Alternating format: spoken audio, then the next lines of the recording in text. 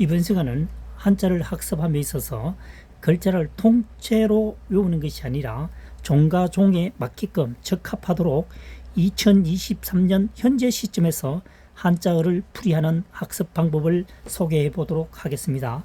종과 종, 통째로 외울 것이 아니고 이 종과 종에 알맞게끔 이 글자를 분리, 파자한다는 얘기입니다. 분리를 해보면 진면이죠. 그 다음에 남은 것이 기신, 기입니다. 기.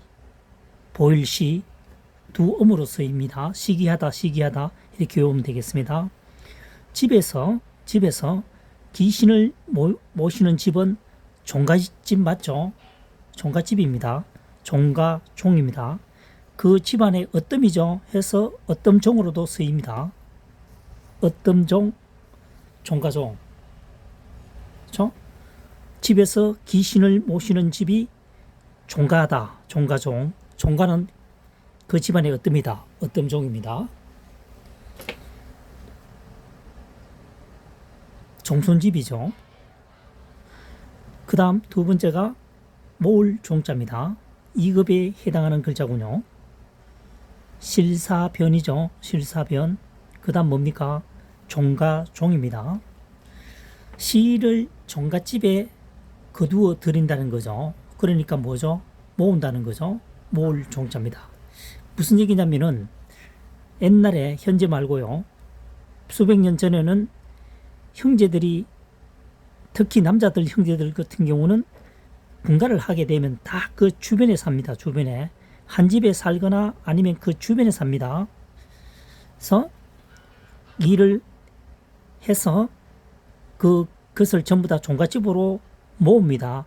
모아서 각 집에 형제들 각자 재분배해 주거나 아니면 모아서 그것을 판매하기도 하겠죠. 어쨌든 뭡니까? 곡식이나 어떤 다른 여러 가지들도 재배했을 경우에 종갓집으로, 여하튼 제일 큰 집으로 모은다는 겁니다. 그래서 모을 종입니다. 시를 종갓집으로 모은다. 모아서 각자 재분배하거나 아니면 매각하여 다른 무엇을 창출하겠죠. 모든 것이 종갓집 위주로 이루어졌습니다. 우리가 알고 있는 종합격투기 할 때 종합격투기 할 때도 모을 종자를 씁니다. 그 다음 세 번째 서옥정입니다. 서옥이라고 하는 것은 상스러운 옥입니다. 상스럽다는 건 뭐죠? 신비하다 이런 의미를 갖고 있습니다. 구슬옥이죠. 구슬옥입니다. 종가 종입니다.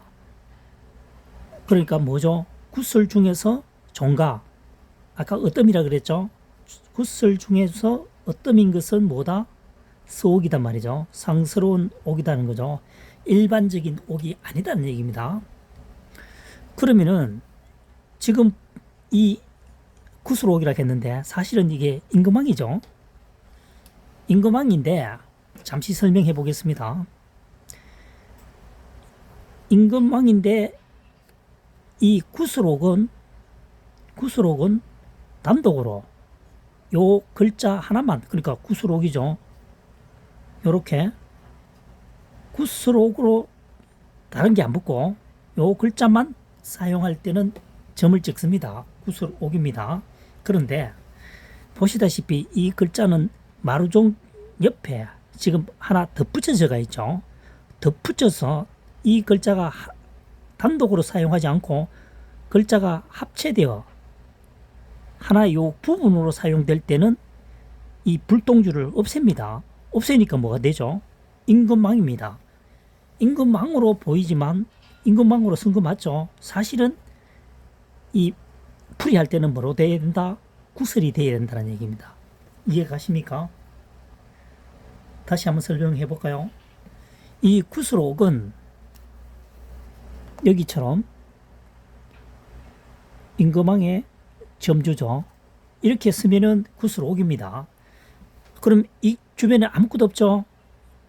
아무것도 없잖아요. 구슬옥만 있죠? 이건 단독으로 쓰인다고 표현하면 됩니다. 단독으로 사용될 때는 굿으로 점을 찍습니다. 그런데 소옥정은 단독으로 쓰이는 게 아니고 마루종 옆에 지금 붙어 있죠. 글자가 한 부분으로 써 있다는 거죠. 이때는 이 점줄을, 불똥줄을 떼버린다는 얘기죠. 그래서 임금왕으로 읽는 것이 아니고 굿을 옥으로 읽는다는 거죠. 그래서 굿을 중에서 어뜸인 것은 어뜸종, 마루종, 굿을 중에 어뜸인 것은 소옥이다. 소옥이라고 하는 것은 일반적인 옥이 아니라 굉장히 귀한, 상스러운 옥이다. 이런 얘기입니다. 그 다음 발자취종입니다. 1급에 해당하는 한자어입니다. 발족이죠. 발족. 종과 종입니다. 발이 종갓집으로 따라간다. 이런 얘기입니다. 발이 종갓집으로 뒤따라간다. 조금 해석이 부족할 수도 있습니다만 이 발족자를 찾아보면 발족이란 뜻도 우리가 흔히 알고 있는 게 발족이죠. 근데 조금 자세히 보면 뿌리족, 근본족도 됩니다. 그래서 뭡니까? 종갓집은 뿌리가 된다는 거죠. 뿌리가. 그래서 뒷달을 종으로 풀이해버리면, 뒷달을 종으로 풀이하게 되면 어떻게 됩니까? 종갓집에 뿌리를 뒤따라간다는 거죠. 큰 집에 하는 대로, 큰 집에서 결정한 대로 작은 집들은 그 의견을 좋든 싫든 따라간다는 얘기입니다. 그래서 뒷달을 종, 발자취 종이라면 되겠죠. 발자취 종으로 해석하는 것보다는 뒷달을 종으로 기억하고 발자취 종으로 첨부하면 좋겠습니다.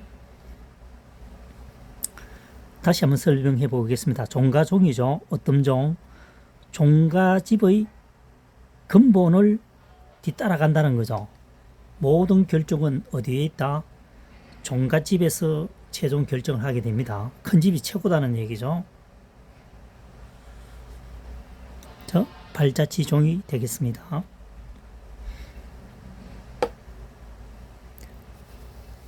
지금까지 설명하는 방법은 2023년 현재 시점에서 한자어를 풀이하는 학습 방법입니다.